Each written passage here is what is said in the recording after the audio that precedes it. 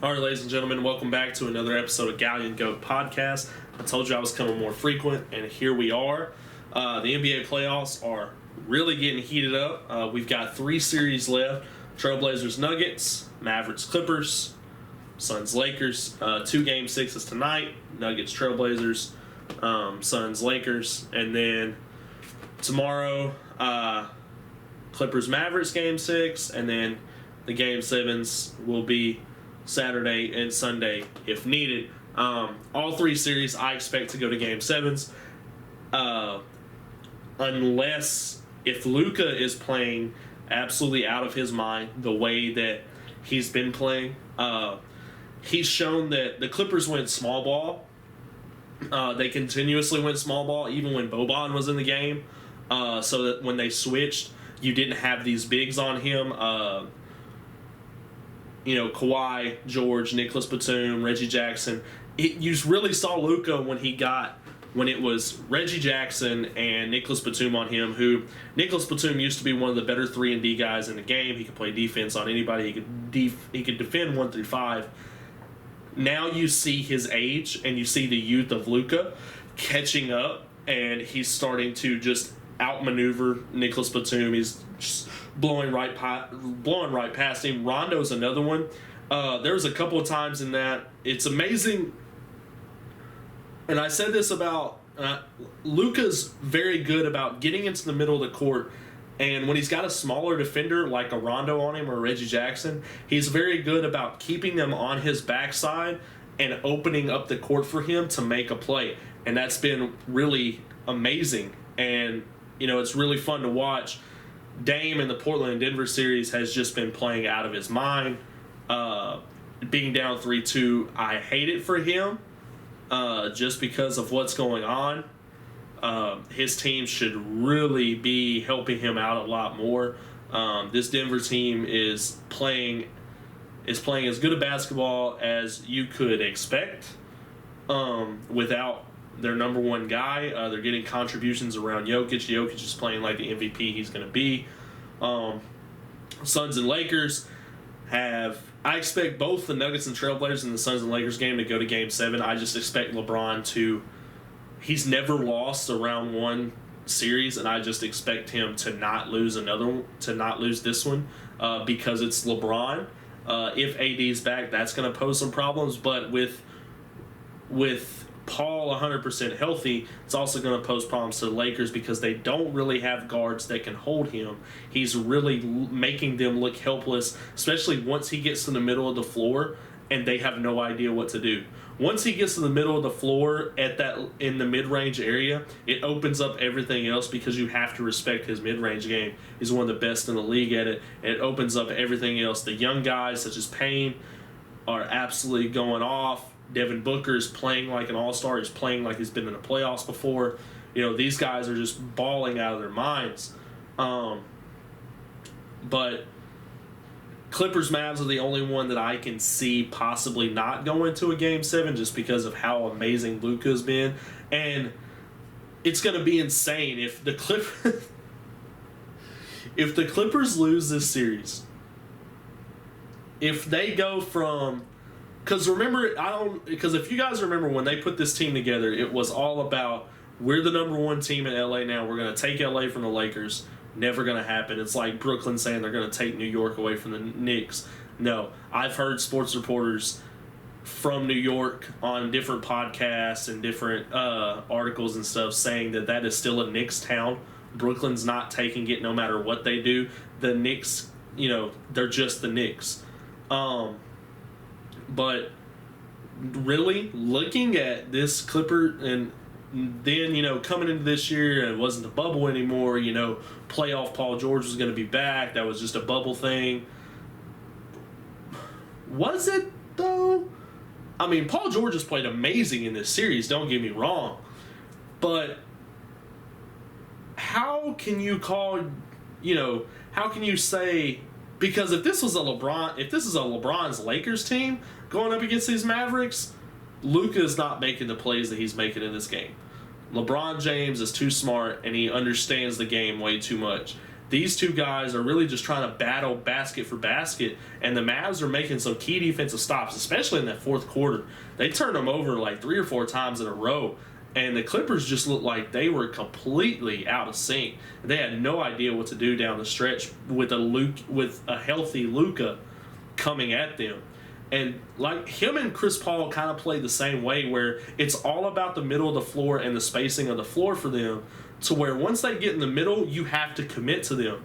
Luka has that great turnaround fade. Paul has that great sidestep fade. You have to commit to them, and then they're going to find someone else. And that's what makes them both amazing players. Luka, especially, the way that he understands the game at such a young age, and the way that he just maneuvers everything in his mind as the game's happening in front of him, and the way he sees stuff happen before it happens, it's been amazing. Finney-Smith was fantastic on defense last night, playing on George, playing on Kawhi. He played amazing. And Hardaway finally found his shot, which was huge. Brunson was getting into the middle of the court and hitting some mid-range jumpers. It's been really fun to watch these guys play and watch this Mavericks team just come alive against a Clippers team that claims they were going to run LA, and now you're in danger of losing in the first round after making all those excuses in the bubble last year. That team's going to get blown up. And I don't know if Ty Lue is coaching next year, because they're not injured. Their top guys are playing healthy. They have way more talent than the Mavericks. And yet here you are down 3-2 tomorrow, in danger of getting put out in the first round. Kawhi is going to have to come up with something major. And you're not going to be able to just trade baskets with Luka with the stats and stuff that he's putting up. You're going to have to get stops. They got stops all the way up until the fourth quarter, and then it was the Mavericks who couldn't get any stops, and in the fourth quarter they started getting all the stops. It's going to be interesting to see. I'm really excited about the 2 games tonight. Nuggets and Blazers are about 2.5 minutes in. I've got it on the TV right there. Denver's up 6-5 right now, but it's still early. Suns and Lakers are going to be amazing tonight.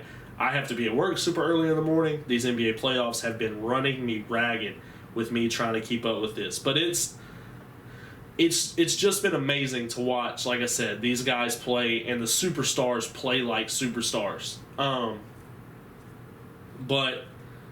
not going to get on much of it, because the other series are kind of, the other series are done.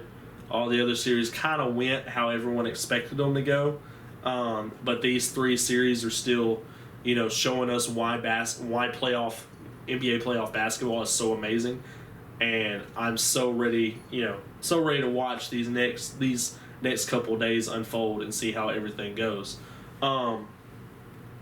Another big thing happening, not this coming weekend, but the next weekend, we got UFC 263, man. And when you talk about a card that could be one of the best we've ever seen, we've got one of my favorite and a lot of people's favorites, UFC vet, is coming back. He's back in the octagon for the first time in a while. Nate Diaz is taking on Leon Edwards in a 5-round non-title fight. This is going to be amazing. Leon says that he's going to take him out, that he's not durable enough anymore to handle Leon. Nate Diaz, the man has so much scar tissue right now. When the wind blows, he gets bloody. It's like Nate Diaz always looks like he just got his ass whooped, even though we know he didn't. But Leon Edwards is a monster, man, and it's going to be amazing to watch Nate back in there. I don't know if the rust is going to be a factor. But even before that, Damian Maia and Bilal Muhammad. Maia, a submission machine. He's so nasty on the ground, and I'm just ready to see how Muhammad handles that. Figueiredo, looking like he could be one of the most dominant champions in the UFC. A flyweight It's the co-main event. It's a title match against Brandon Moreno. Moreno really wants this fight, really wants Figueiredo again. And, I think everyone's excited to watch that. Martin Vettori, the Italian Dream, against my man, the last style bender, Israel Adesanya.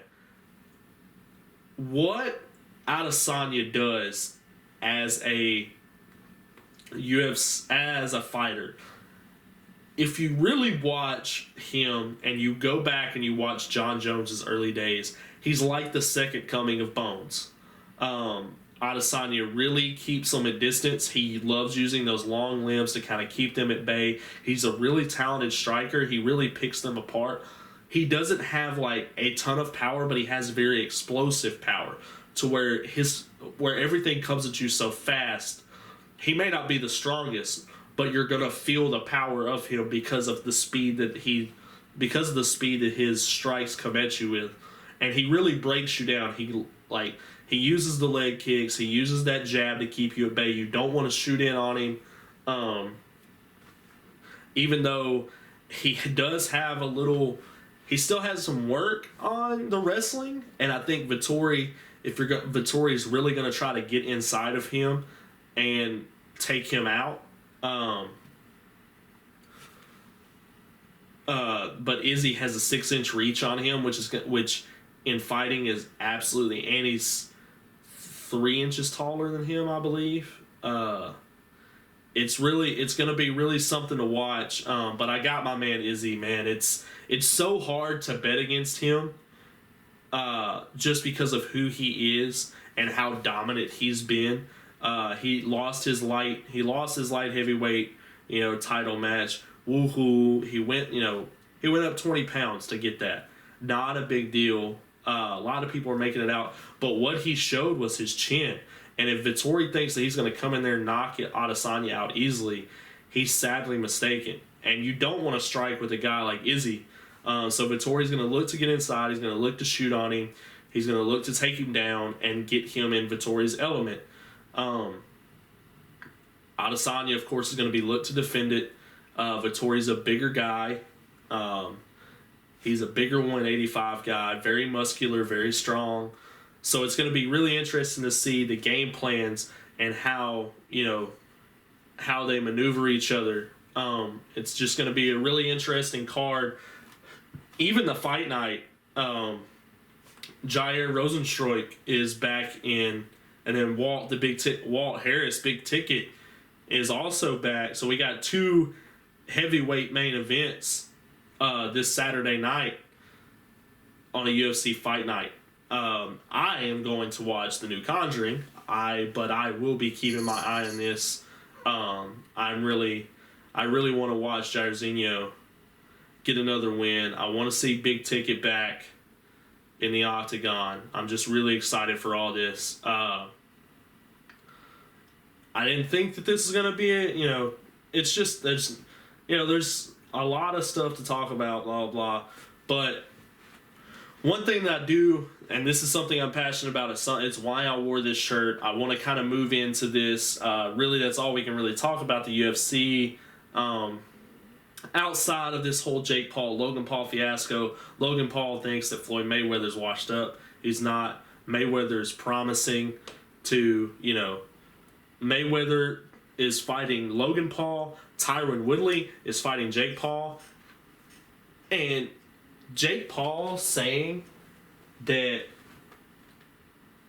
Tyron Woodley is a seasoned striker. I mean, yeah, he's got some TKOs under his belt, but this man was an All-American wrestler. He's one of the best wrestlers on the planet. Once again, you had a chance. You had a chance to call out a striker. You had a chance to call out a guy who's going to stand up with you. And you wonder why, and you call out a wrestler once again. And you wonder why guys like Dana and even just casual people don't see you as a true fighter because you haven't fought anyone worthy of us giving you respect.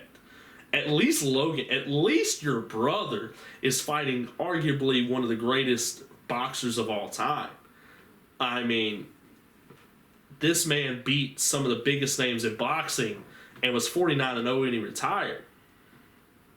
50-0, my bad. I mean, at least your brother's doing something respectable. Is your brother going to get disrespected in the fight? Absolutely. Mayweather's going to dodge around a little bit. He's going to pick him apart with his jabs, just like he always does. You're not going to get a punch on him because he's going to get that little shoulder block. He's going to dance around. Your brother's going to get tired, and Mayweather's going to go in for the knockout. And a knockout is at the referee's discretion. There's no judges, no official winner's going to be announced. I think it's really showing that Logan understands what he's gotten himself into, and he doesn't want to get embarrassed. But the fight in itself is going to be an embarrassment. And I think that and I honestly think that we haven't seen the real Tyron Woodley in a very long time. And I think that he has somewhat of a fire lit under him for this fight. Because he does have a lot on his shoulders. We, as an MMA, as a fighting community in general, as fighting fans, we want the Paul brothers, mainly Jake. Logan's okay, he's a little more respectable, but we want Jake Paul especially out of combat sports. And Floyd Mayweather has promised to show him that now you're in a real fight, and Tyron Woodley has said that he's gonna show him what this means. He has the boxing and the MMA community on his shoulders, and he really wants to take care of business. He wants to end it quick. They did make a deal. SportsCenter posted it on Instagram. If Tyron wins, then Jake Paul's going to double his purse. If Jake wins, then Tyron donates his purse to Jake's charity. Jake is just trying to sound like a good guy. He's a fucking douchebag. Even his own people during the Ben Askren fight, like a Pete Davidson, was saying, no, we want this guy to fucking lose. No one likes him for good reason.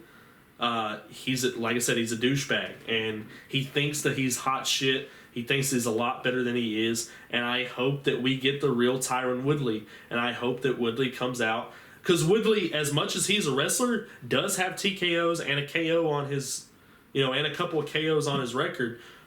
He does have fantastic one-punch power, and I think that's what he's going to look for. But he's MMA conditioned. I think it's still going to help him in a boxing match against Jake Paul. I'm really excited to hopefully finally watch both of them on their backs. Even though if Logan gets knocked out, it's not, because people forget in his 50 wins, a younger Mayweather had 27 knockouts, TKO KOs. So it's not that he doesn't have knockout power. It's just that he never used it later on in his career, because he didn't stand toe to toe with a lot of guys. I'm just really excited. I'm hoping that both of them put them on their backs. I'm really rooting for Tyron. I was a fan of his in UFC up until here recently when he kind of started to fall off. And I didn't stop rooting for him because he fell off. I stopped rooting for him because he didn't look like he wanted to fight anymore. And even his coach said that he looked like he had just given up, that he had just quit. And that's not something I want to see in people that I root for. Like Tony Ferguson is on a losing skid right now. I fucking love Tony Ferguson. And Beneil Dariush, had one of the better quotes about him, saying, if you're going to be a Tony fan, be a Tony fan now more than ever.